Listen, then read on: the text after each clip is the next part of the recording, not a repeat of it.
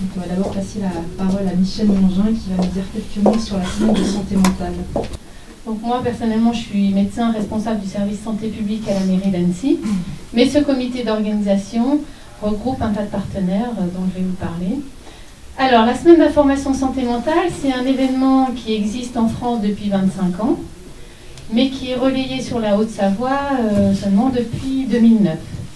Les objectifs de la semaine de santé mentale sont multiples.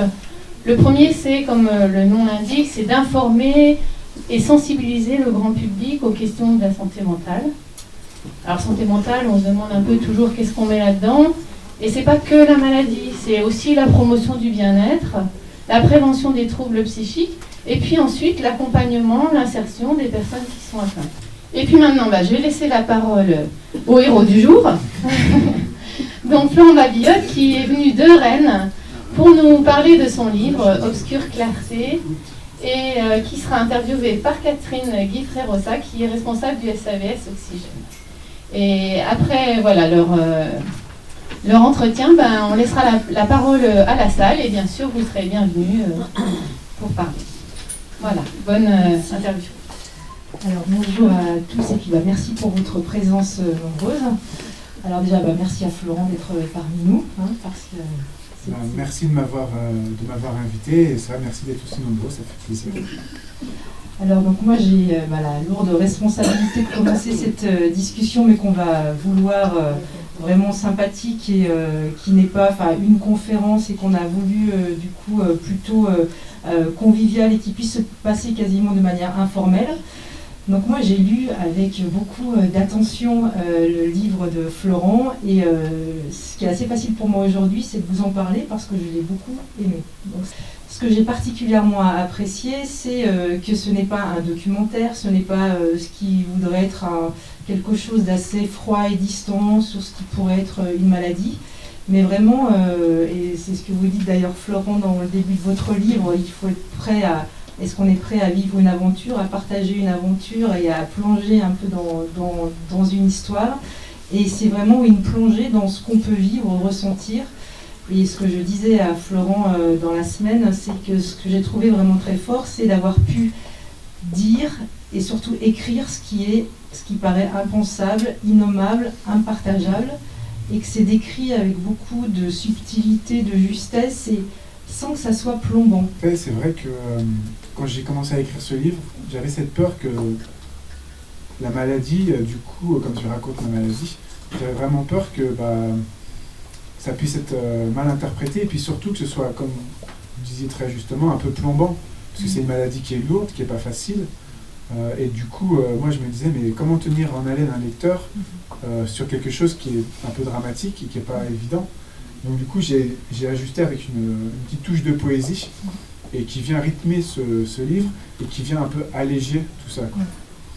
Je le lis un peu comme un roman, et qu'il y a un style littéraire, il y a de la poésie, il y a une certaine rythmicité, il y a des mots, on navigue avec des mots poétiques, et qu'en même temps, surtout, c'est qu'on arrive à se faire une représentation de ce qu'on peut vivre quand on est dans des phases qui sont très très bien décrites. Je pense qu'il y a un chapitre dans mon livre qui s'appelle « Une voix nommée l'autre », et je pense que cette voix, je ne suis pas le seul à l'avoir entendue, et cette voix qui est venue s'immiscer dans mon esprit, en fait, je vais vous raconter comment ça s'est passé. Dans ma première crise, j'avais 13 ans, donc je monte dans le bus, et là j'ai un flash, comme un éclair qui vous transperce l'esprit et le cerveau, et je vois une fille qui est tout au fond du bus avec une frange, et dans ma tête, je m'imagine, je la vois qui parle avec un copain à côté, mais au lieu de parler avec son copain, elle est en train de parler, de dire quel con ce type en me regardant. Du moins, c'est ce que j'interprète. Elle ne dit pas ça, mais c'est ce que je crois.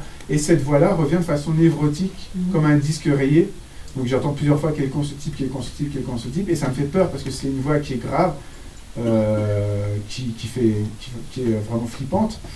Et du coup, je me mets devant, je rentre dans le bus, je me mets au premier rang, le plus loin possible de cette fille, pour faire sortir en fait ces voix de ma tête. Mais le problème, c'est que ça sort pas, que la voix continue, et donc du coup, je commence à transpirer, je rentre en nage, comme si quelqu'un qui aurait fait un footing. Du coup, je décide de sortir du bus très rapidement pour faire taire ces voix, en fait, même si le collège était encore loin, et le reste, je l'ai fait à pied, et ça a commencé comme ça. C'est psychique. C'est psychique, oui, tout à fait. Et du coup, ce que vous expliquez bien, c'est comment, enfin, en même temps, on voit que il y a le moment où vous vivez les choses, il y a le moment où vous arrivez à les écrire, et que j'imagine, c'est ce qui peut être du coup peut-être très aidant pour des personnes peut-être qui peuvent avoir aussi ces sensations aussi de parfois entendre des choses ou interpréter des regards qui peuvent se dire mais j'ai tort ou j'ai raison, c'est la réalité ou pas la réalité. Disons que c'est vraiment le but, c'est de donner un message d'espoir et de dire bon bah voilà, il y a cette maladie qui est grave, qui est une maladie qu'on a à vie, mais on peut avoir une vie normale avec cette maladie. On peut tendre vers le haut, même s'il y a des passages qui sont difficiles. C'est pas facile tous les jours. Moi aussi, j'ai des moments où voilà, où je suis moins bien, où je suis pas motivé, mais j'essaye de faire abstraction de tout ça. Et ce qui est vraiment important, moi, ce qui m'a sauvé, c'est d'avoir une famille qui m'a beaucoup aidé. Quand ils apprennent le diagnostic de la maladie, effectivement, c'est très dur. Ouais. Moi, mon père, il est colonel. Ma maman est mère au foyer, mais c'est vrai que c'était très dur au début. Après, ils ont compris, j'ai voulu leur prouver justement que je pouvais m'en sortir. Donc aujourd'hui, ils sont très, très heureux, très fiers, mais au début, c'était effectivement très dur parce que quand on a un diagnostic comme ça qui nous tombe sur la tête, et puis moi aussi, je me suis dit, bon, bah, la vie s'arrête, quoi. Et heureusement, j'ai vu par la suite que bah, là, non, la vie s'arrête pas et on peut faire plein de belles choses. Il y aura encore des moments difficiles, mais on peut faire plein de belles choses. Il faut toujours garder une lueur d'espoir. Vous étiez plus jeune, avant les 13 ans, vous avez eu la première crise, vous n'avez rien eu J'étais déjà particulier, j'avais pas eu de crise à ce moment-là. Moi, ça s'est manifesté à l'adolescence. Par contre, j'étais quelqu'un de très timoré, j'avais pas beaucoup d'amis, je vivais un peu reclus, quoi. Ah bon? Et les crises ont commencé à l'adolescence. On se sent forcément rejeté. On se fait oublier, quoi. Mais le but, il est d'essayer de passer au-delà de tout ça, mais c'est pas évident, forcément. Et du coup, ce que vous expliquez vraiment très bien dans vos livres, c'est comment, parce que le moment où il y a le diagnostic, c'est une chose, mais il y a avant. Et même si le diagnostic, il peut être difficile, mais tout ce qui est cette phase où on sent qu'on a des choses bizarres, vous expliquez comment il y a une bataille aussi contre soi, et puis une bataille aussi pour pas montrer aux autres. Et que ça prend aussi une grande énergie, et que finalement, ça prend un certain temps entre le moment où finalement il y a l'hôpital, mais ça a pris combien d'années finalement entre les premières sensations bizarres et étranges, et puis le fait que ça puisse être repéré par l'extérieur. Moi, ça a pris beaucoup de temps dans le sens où, c'est vrai que ce que disait le monsieur, je rebondis un peu dessus, moi j'avais honte. Et donc du coup, j'avais peur d'être rejeté, donc je n'en parlais à personne, et même mes parents, quand ça n'allait pas, je me terrais dans ma chambre, je me cachais, je disais que je jouais aux jeux vidéo, c'était pas vrai, et je restais reclus, et du coup, mes parents ont longtemps assimilé ça à une crise de l'adolescence, et moi ça m'arrangeait, parce que du coup, ils s'en rendaient pas compte, et puis j'avais pas envie à ce moment-là qu'ils s'en rendent compte. C'est une maladie qui, mentalement, est difficile, mais ce qu'il faut voir, c'est, effectivement c'est difficile, ce qu'il faut voir, c'est le chemin. Il y a beau avoir des obstacles, quand on arrive à avoir un objectif et qu'on arrive à l'atteindre, après on est heureux. Moi je sais que quand j'ai commencé à écrire mon livre, je ne pensais pas que j'arriverais jusqu'à la fin. Je me suis dit je vais essayer, puis on verra bien, quoi. Et j'ai eu des gens dans ma vie qui m'ont boosté, des rencontres qui m'ont aidé. Quand j'ai fait lire le livre, j'ai eu certains encouragements et ça m'a donné de la confiance pour continuer après. Oui, ce que vous disiez, c'est que du coup, il y a quelque chose qui ne peut pas se partager et qu'en même temps, arriver à dire tout ce qui arrive, vu que c'est quasiment irreprésentable pour les autres. Et que vous expliquez, quand vous parliez, monsieur, comment c'est fatigant. Et ce qui est fatigant, c'est ce que vous expliquez aussi, c'est la lutte contre tout ce qui peut venir. Et ce que vous dites à un moment donné, comment je vivais dans une fiction inventée par mon esprit. Mais du coup, et vous mettez bien en évidence comment finalement, ce qui arrive dans la tête, c'est en même temps, vous, ce que vous remarquez, c'est ce que vous fabriquez aussi dans votre tête, mais que vous interprétez de l'extérieur dans un premier temps. L'écriture, c'était à double tranchant, c'est-à-dire ça m'a permis de m'évader, ça m'a permis aussi d'écrire ce que j'avais, donc du coup de comprendre ce que j'avais. Et ça m'a permis de ne plus être dans le déni par rapport à la maladie, de l'accepter. Parce qu'il y a une phase qui est très importante, c'est de ne plus être dans le déni, c'est-à-dire que moi au début, comme je n'en parlais à personne, je voulais faire entre guillemets comme si j'étais normal, même si j'aime pas trop ce terme-là. Et du coup, personne n'était au courant, donc pour moi, tout allait bien finalement. Parce qu'il y a une phrase que je dis, je me sentais bien dans cette mélancolie latente. C'est vrai que finalement, dans les moments de crise, comme on s'invente un personnage, moi c'était un personnage important, j'étais suivi par la police, je pouvais lire dans les pensées des gens, il y avait tout ça. Et donc du coup, je me sentais important. Et il y avait cette frustration-là. dans la vie réelle, de ne pas être celui que je voulais être. Donc du coup, je me suis inventé ce personnage en fait. Comment, à un moment donné, vous êtes amené à violenter votre père, et alors qu'il n'a rien fait de particulier, si ce n'est que vous interprétez un regard, une attitude comme une attaque, et que ça vous semble insupportable. Et puis, Voilà, en fait, ce qu'il faut savoir, c'est que mon papa, comme je disais tout à l'heure, il est militaire. Il est donc parti pour un voyage, une mission au Brésil. Et quand il est revenu, je me suis inventé comme si c'était une autre personne qui était revenue, que mon papa, si à cette époque-là, ça se passait moins bien entre nous, nos relations, nos rapports, c'est parce qu'il trompait ma mère, alors qu'il n'y avait rien, mais c'est moi qui me suis inventé ça. Donc du coup, d'un regard à table, il y a cette voix qui est revenue comme un flash, et je me suis, comme une pulsion, je me suis levé et je me suis approché de lui, c'est levé aussi, parce qu'il voyait bien que j'étais énervé, qu'il se passait quelque chose de grave, quoi. Et il me dit, bah, qu'est-ce qui se passe? Et je l'ai secoué violemment. Toute la famille s'est réunie pour nous séparer. Et c'est après qu'ils ont compris justement que du coup j'étais schizophrène. Donc du coup j'ai été voir un médecin et j'ai été interné dans un hôpital psychiatrique en fait. Et le diagnostic est tombé à ce moment-là. Pendant combien de temps vous avez été en psychiatrie?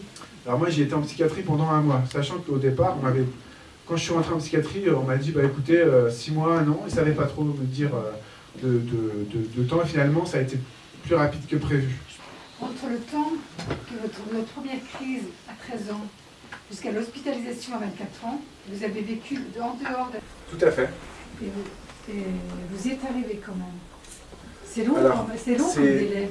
Bah, disons que moi, c'était des crises que j'ai faites par étapes. Au début, dans un premier temps, la première crise, c'était juste des choses que j'interprétais, mais si vous voulez, il n'y avait pas de passage à l'acte. Donc du coup, personne ne pouvait deviner, puisque moi, je m'étais mis devant le bus, comment savoir? Et puis je le cachais très bien aussi. Et le problème, c'est que les crises sont devenues de plus en plus longues dans le temps, et qu'elles sont devenues de plus en plus difficiles à moi à maîtriser, en fait. Par exemple, il y a un autre épisode où je pense, encore une fois, en montant dans le bus, je sais pas, il y a un truc avec les bus, j'aime pas les bus. Voilà. Et, je monte dans le bus, et du coup, au bout d'un quart d'heure, j'ai encore une fois un flash, et je vois, par contre, c'est pas une voix que j'entends, c'est une image, et ça me fout droit, je vois mon père qui est allongé dans le salon, et qui est inanimé, qui est mort. Et donc dans ma tête, je me dis pas, c'est une image que tu viens de voir, c'est pas forcément vrai. Je me dis, non mais c'est forcément vrai dans ma tête, puisque j'ai eu cette image. Donc il y a des larmes qui commencent à couler, et après je rentre presque en transe en me disant, maintenant tu vas le ramener du royaume des morts. Mon cerveau a des pouvoirs en fait. Et du coup je décide de descendre du bus le plus rapidement possible, j'attends le prochain arrêt, je descends, j'ai 3 km en courant à fond, je rentre à la maison. Donc essoufflé, là mon père ouvre en me disant, bah, qu'est-ce qui se passe, t'as l'air essoufflé, t'es pas à la fac. Et je le regarde, je me souviens toujours de ce jour-là, il est vivant quoi. Et c'était incroyable parce que moi dans ma tête c'était obligé, il était mort quoi. Et le lendemain, parce qu'après je suis allé me coucher parce que j'étais perturbé, le lendemain j'ai cru avoir fait un mauvais cauchemar. Je savais plus dans quel monde je vivais en fait. Ça c'est vraiment un passage qui est très difficile quoi. Et on se sent très seul parce qu'on comprend pas ce qui se passe, on voit qu'il y a quelque chose qui va pas, mais moi à l'époque la schizophrénie je connaissais vaguement à travers ce que les médias en disaient, et pour moi c'était une aberration mentale. Donc je pensais que les gens qui étaient schizophrènes, beaucoup de médias transmettent cette image-là, sont moins intelligents que les autres. Au début, je voulais prouver à mon père que je pouvais m'en sortir, donc c'était important. Le problème, c'est que je travaillais 2 fois plus que les autres, et j'avais à peine les mêmes notes, voire moins. Et donc du coup, j'étais très frustré par rapport à ça. Et comme mon père est colonel, moi, il y avait un complexe en fait d'infériorité par rapport à lui. Je voulais prouver que je pouvais faire des choses, mais je n'y arrivais pas. D'où l'invention de ce personnage en fait et c'est en écrivant que j'ai compris ça. C'est un soir vers 2h du matin, j'étais en train d'écrire et il y a une phrase qui sort comme ça dont je vais pas réaliser la portée tout de suite, mais qui va être très importante par la suite, où je dis si je suis malade, c'est parce que je ne suis pas satisfait de ma condition sociale du moment, et je me suis inventé un monde dans lequel j'étais important en fait. Et quand j'ai compris ça, j'ai fait un bond en avant, parce que pour être mieux, il faut déjà accepter d'être malade, mais il faut aussi comprendre pourquoi on a ça. En fait. Vous êtes suivi par un psychiatre? Plus maintenant. Mais si j'avais... en fait, j'ai un traitement, donc j'ai un docteur qui me prescrit... Généraliste? Oui, voilà, un docteur généraliste qui me prescrit mes traitements. Par contre, si j'allais moins bien, je n'hésiterais pas à aller en voir un. Quoi. Et j'incite les personnes, quand ça ne va pas, à consulter, c'est important. Vous expliquez ce que vous disiez un petit peu là, c'est comment exister face à un être d'exception. Vous portiez un petit peu, vous expliquez que petit, votre père c'était votre héros, et que finalement en grandissant, comment est-ce qu'on arrive à la hauteur d'un homme qui semble inatteignable, et comment du coup il devient aussi l'objet de votre persécution à un moment donné.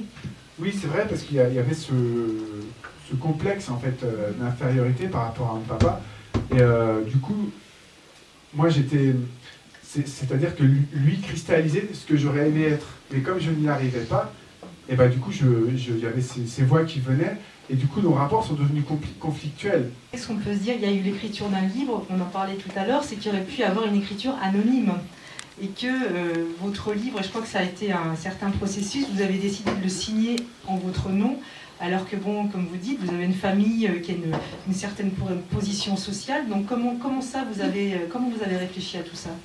Si tu veux donner un message d'espoir, et si tu te caches, il n'y a aucun intérêt en fait. C'est trop facile. Donc je me suis dit, je vais prendre mon courage à deux mains et l'écrire en mon nom en même temps. C'est vrai que c'est un livre qui parle de la maladie, mais c'est aussi une belle histoire d'amour, ce livre. Et c'est vrai que c'est important, je pense, d'avoir quelqu'un, parce qu'on est plus fort à deux, forcément. Et moi, cette personne m'a beaucoup soutenu et m'a permis aussi de faire des démarches, d'avoir plus confiance auprès des médias, tout ça. Le livre, je l'aurais écrit, mais est-ce que j'aurais été plus loin? Je ne suis pas sûr. Il serait peut-être resté dans l'anonymat si j'avais pas eu cette femme qui m'a aidé et porté. On voit comment il y a eu aussi à des moments des figures qui vous ont porté et qui vous ont aidé à tenir. Il y a eu à un moment donné Einstein aussi, il y a eu des... Bien sûr, ma maman en fait a été à la DAS, donc du coup c'est quelqu'un qui a eu beaucoup de courage, qui nous a inculqué des notions de courage, certaines valeurs. Et moi je pouvais, par rapport à son histoire, à son vécu, elle a un vécu très difficile. Elle a été à la DAS très rapidement parce qu'elle a eu beaucoup de problèmes avec ses parents, c'était très compliqué. Elle a été malnutrie, je ne vais pas vous raconter tout le livre, mais bon, du coup moi je me disais, tu peux pas flancher. Elle a eu énormément de courage, et quand elle me prenait entre quatre yeux et qu'elle me disait, il faut que tu t'accroches, j'étais obligé de m'accrocher. Quand le diagnostic tombe, il y a deux options. Soit je me dis dans ma tête, c'est fini, donc je me raccroche à rien et là je me laisse glisser, soit je m'accroche, et c'est ce que j'ai fait, mais j'aurais très bien pu me laisser glisser aussi. C'est tentant et c'est humain. Oui. Oui, je voudrais savoir, s'il vous plaît, si le choix de votre profession, ça n'a pas été aussi à un moment donné, parce que vous vous retrouvez aujourd'hui dans un établissement où vous avez été interné, et vous êtes en face de personnes, d'individus qui ont la même pathologie que vous, et qui ont les mêmes souffrances. Est-ce que pour vous, aujourd'hui, le choix d'être aide-soignant, ça vous a permis d'avancer, ou ça vous permet encore d'avancer? Les deux, en fait, c'est une très bonne question. C'est vrai que moi, ça m'a permis de voir, en fait, que je pouvais donner ce qu'on m'avait déjà donné, parce que j'ai été soigné par une équipe soignante qui m'a beaucoup aidé, qui m'a beaucoup appris aussi, et j'ai eu envie de donner à mon tour. Ça m'a permis de prendre un peu de recul aussi par rapport à moi, de mesurer la chance que j'avais. Et on apprend toujours des gens de toutes les façons, qu'ils aient une maladie ou pas d'ailleurs. Et c'est vrai que j'aime beaucoup mon métier. C'est un métier qui est dur parfois, mais qui est très humain en fait, et qui est très passionnant. En fait, j'ai été donc ayant fonction aide-soignant, c'est comme être aide-soignant sans avoir le diplôme, chez les Petites Sœurs des Pauvres, donc à Rennes. Et c'est vraiment une expérience qui m'a beaucoup marqué. Je me souviens je me suis occupé d'un ancien archevêque qui était à un moment de sa vie où il avait Alzheimer et Parkinson, donc il n'était pas bien du tout. Il insistait, il voulait absolument aller à la messe, et le temps de la messe, il trouvait des forces en lui. C'était incroyable, ça m'a donné une leçon de vie, tout simplement. Il trouvait la force en lui pour être là, pour être présent, et pour assister à la messe. Et devant ces preuves de courage de ces gens qui étaient très croyants, ça m'a donné aussi à moi, ça m'a enrichi personnellement, mais ça m'a donné de la force aussi. Et du coup, au quotidien, comment vous gérez votre statut d'aide-soignant, des collègues, des patients, et puis votre nouveau rôle de père aidant? En fait, ce qui est... je me pose pas la question, ça vient naturellement si vous voulez. Je me dis pas j'ai un statut, j'ai ceci ou j'ai cela, j'essaye de donner et je vois ce que j'ai en retour. Par exemple, là en ce moment, je suis dans une unité Alzheimer pour personnes atteintes de la maladie d'Alzheimer, et on est dans l'infiniment petit parce que ces personnes-là n'ont pas la conscience, ou à certains moments on a de la conscience, mais c'est rare. Mais quand on a un petit sourire, un geste, quelque chose, juste dans la journée, ça peut durer quelques secondes. on est super heureux parce qu'on sait qu'on travaille dur, et quand on a ça... Oui, je me posais une question, donc votre témoignage est très émouvant. Je voulais vous demander comment ça... Excusez-moi, Oui, est-ce que vous avez réfléchi aussi aux causes? Puisque d'après les choses qu'on a entendues, là, les réponses que vous avez données, on dirait qu'à l'improviste, sur le bus, il vous est arrivé quelque chose, et après, hop, l'enchaînement de... Est-ce que vous avez eu l'occasion, à votre niveau, et puis même élargi sur d'autres patients, enfin, d'autres personnes, enfin, les causes du trouble psychique ou les... C'était rien passé de particulier avant, si ce n'est que je dormais très peu. Le sommeil est assez important quand même par rapport à cette maladie, parce que moi, les crises que j'ai eues se sont manifestées que quand j'étais dans les phases où je dormais très très peu, du 3-4 heures par nuit. Et au bout d'un certain temps, mon esprit, mon cerveau disait stop. Mais ce qui m'est arrivé à moi, à une personne entre guillemets normale, elle aurait très bien vécu d'une autre façon et ça ne se serait pas déclaré. Ce que je veux dire, c'est qu'il faut d'abord avoir une fragilité émotionnelle à la base. Et après, ça vient se greffer dessus. Est-ce que vous partagez le principe qu'on c'est des causes multifactorielles? Tout à fait. Parce qu'il y a une cause à la fois un peu génétique, d'avoir cette fragilité émotionnelle, et aussi tout ce qui est environnemental qui est très important. Est-ce que vous avez la foi? Je ne dirais pas que je suis croyant, mais je dirais que j'essaie déjà de croire en moi, c'est déjà dur par moment, mais je pense que ça pousse d'avoir la foi. Est-ce que, moi ma question c'est est-ce qu'il y a un avant et un après diagnostic? Est-ce que vous avez pu déceler des changements de comportement aussi de votre entourage? Est-ce que ça a modifié des choses l'après diagnostic? Oui, alors moi j'en parle beaucoup sur Clarté, ça c'est quelque chose. J'ai l'impression par moment que je suis né à nouveau, c'est-à-dire qu'il y a eu un avant, effectivement un après depuis que je suis stabilisé. Je crois que la vie est à pleines dents, je fais plein de choses, et je dis souvent cette phrase-là, le temps est précieux. Et je ne me rendais pas compte avant que le temps est précieux, qu'on a une vie qui nous est comptée. On ne sait pas quand le temps de vie va être pris, il peut être pris à n'importe quel moment par un accident, bon voilà. Et du coup, il faut profiter à fond. Avant, je ne profitais pas de la vie vraiment... je pensais que je profitais, mais je ne profitais pas à fond. Maintenant, je profite vraiment de chaque instant. Je mesure la chance que j'ai aujourd'hui. C'est vrai qu'on voit qu'il y a eu tout un travail... et qu'il y a un vrai travail d'introspection, parce que la rédaction de ce livre, que vous expliquez par moments, qui n'a pas été donc facile, même si maintenant il a un effet que vous dites clairement thérapeutique, et qu'il y a eu des effets aussi pour votre famille, ou quand vous dites très clairement ce que vous expliquez tout à l'heure, c'est que par moments ce qui est très difficile, c'est le sentiment d'être inutile. Et ça qui revient, c'est mais pourquoi est-on dans ce monde, pour faire quoi? Et que ça a été, du coup, vous avez une période à un moment donné où vous étiez en train que vous expliquiez à vouloir lâcher les études, mais avec votre famille qui vous a encouragé à continuer. Et que là, avant de trouver un peu cette voie d'aide-soignant, puis surtout cette voie d'écriture, vous en parlez en disant ça vaut une psychanalyse, mais ça demande aussi un effort de se regarder et ensuite après de partager, parce qu'on peut aussi écrire pour soi. Je n'avais pas terminé mes études en fait, et du coup, j'avais cette vision de moi très négative, et quand je me suis mis ce miroir en face de moi, en même temps ça m'a blessé, ça m'a fait mal, mais ça m'a obligé à rebondir. C'est ça en fait. Est-ce qu'il y a cette idée de comment ne pas décevoir? Quand on a cette maladie, il faut savoir qu'on a des passages où on ne contrôle plus grand chose en fait. Et dans ces moments-là, c'est vrai qu'on fait quelque chose, mais on n'a pas la conscience des choses, on ne peut pas réfléchir avant de faire quelque chose. Et une fois que c'est fait, une fois qu'on a eu ces pensées très étranges, qu'on se renferme, qu'on ne parle plus à personne, qu'on est dans sa bulle, les parents se sentent rejetés en fait. Monsieur, je crois que vous voulez dire quelque chose. Oui, je voulais vous dire, est-ce que des fois, vous dites comme ça, c'est des pensées qui sont dans mon esprit, c'est pas les miennes, c'est pas les mêmes pensées que j'ai, quoi, en fait. Bah oui, c'est ce que je disais qu'il y a des pensées, des fois, c'est pas, je ne me reconnais pas par rapport à des pensées que j'ai dans ma tête. Oui, on a l'impression qu'il y a quelqu'un qui vient s'immiscer, en fait, dans notre esprit, qui peut nous dicter certaines choses ou certaines pensées, mais on a l'impression qu'on est en rupture avec soi-même, comme si on avait un double qu'on ne maîtrise pas, en fait. Enfin, vous dites qu'il y a un texte qui a changé les choses, c'est quand vous avez écrit, c'est Métonia. Donc voilà, il y a des phases aussi dans votre écriture, et on voit qu'il y a aussi un processus de maturation qui fait que l'écriture, à certains moments, va avoir un certain effet plutôt positif ou plutôt difficile. En fait, métanoïa, ça veut dire transformation intérieure. Moi, c'est un texte que j'ai écrit, je devais avoir 19-20 ans, c'est quelque chose de très très important. C'était un poème à la base et j'ai décidé de l'adapter dans un chapitre. Et justement, ça relate ma remontée vers la lumière en fait, et qui est progressive et qui comprend aussi quelques chutes. Mais à chaque fois que je retombe, je me relève en fait un peu plus fort. Et ça a pris beaucoup d'années, beaucoup de temps. Mais justement, c'est les prémices d'un nouvel être en fait. Je peux vous poser une question? Oui. Oui, est-ce que vous, ça me parle beaucoup ce que vous me dites, moi j'ai vécu beaucoup de soucis, je suis malade mental moi-même, j'ai des soucis psychologiques moi-même, et ça me parle beaucoup. Est-ce que pour vous, si vous connaissez la fable de La Fontaine, le chêne et le roseau, elle vous parle si vous la connaissez cette fable?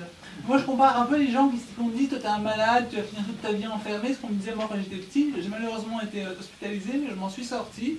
Et je pense que certains gens qui se disaient des chênes qui me comparaient à un roseau, sont moins bien finis que moi peut-être aujourd'hui. Malgré les défaites de certains moments, malgré les humiliations à certains moments, il faut rebondir.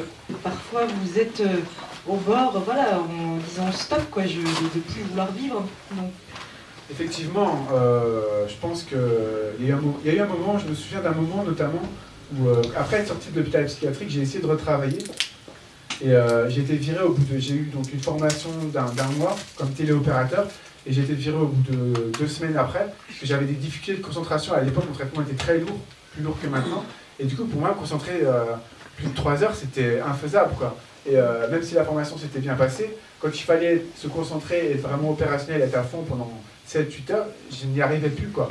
Et du coup, un jour, le directeur est venu, après dans son bureau, m'a dit que du coup, ça que je faisais pas l'affaire. Bon, il a pris les mots, c'était quand même, il a été humain. Mais ce que je veux dire, c'est que moi, pour mon amour propre, j'ai très mal vécu. Je me suis dit, tu n'arriveras jamais à travailler dans ta vie, en fait.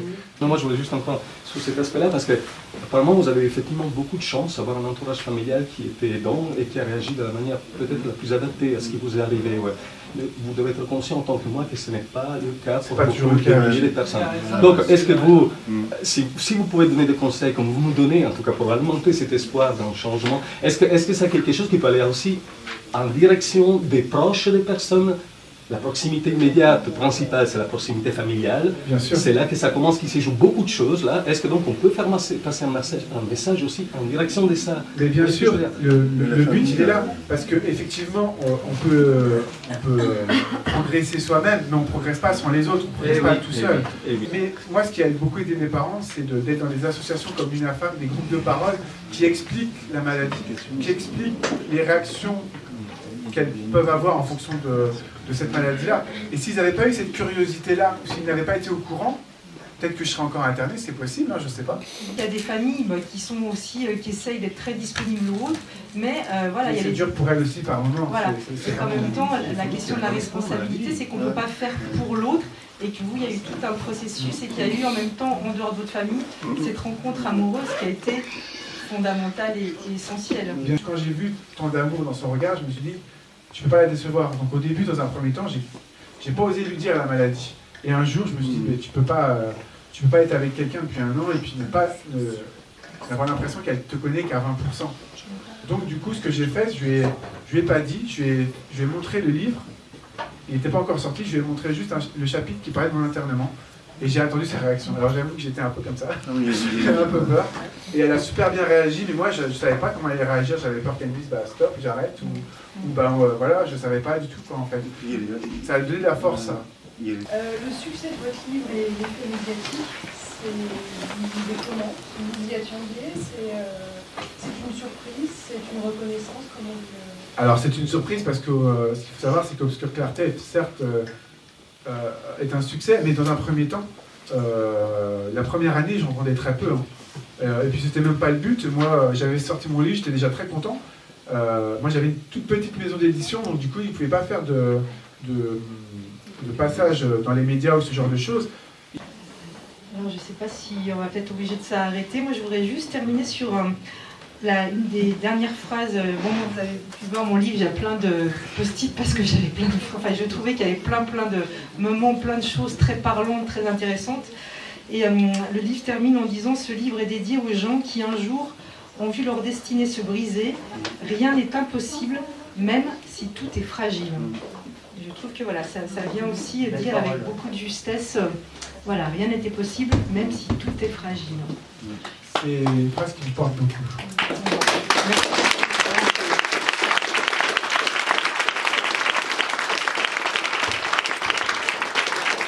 Juste, il y a eu des personnes qui ont acheté le livre de Florent, donc je crois qu'il est, voilà, il se pliera volontiers à des dédicaces. Voilà, avec plaisir pour ceux qui ont pu l'acheter. Du coup, si vous voulez, je peux faire une belle dédicace. C'est quoi le titre de votre livre? Obscure clarté, il est juste là. C'est celui-là là. Et il n'y en a plus en vente, mais par contre, il va être à nouveau en librairie. Ouais, il est de nouveau disponible, vous pouvez le commander à la FNAC en fait. Je commanderai. Merci.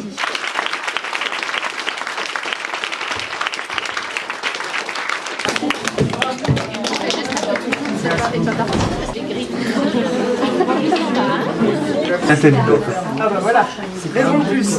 Joli témoignage en tout cas. Très poignant.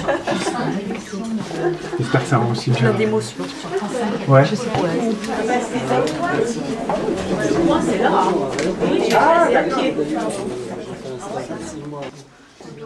L'émotion, c'est la personne qui sont dévoilées aussi.